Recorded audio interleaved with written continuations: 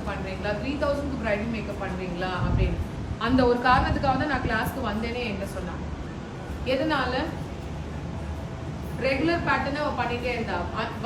வந்த அன்னைக்கு இப்போக்கும் 5 மேக்கப்பில் சேஞ்சஸ் தெரியுதா? ஏன்னா 5 தெரிஞ்சதை வச்சே ஓட்டிகிட்டே இருக்கா. அப்படி போட்டிகிட்டே இருந்தீங்கன்னா அப்போ கிளைண்ட் காசு கொடுக்க மாட்டாங்க. உனக்கு இவ்வளோ போதுன்னு அவங்களே முடிவு பண்ணிடுவாங்க.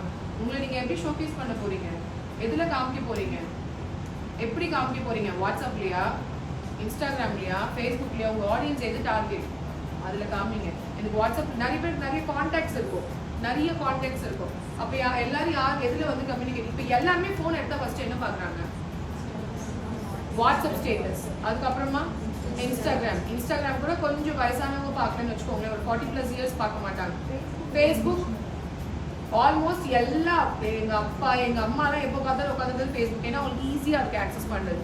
So use it all the platforms. Upload your works.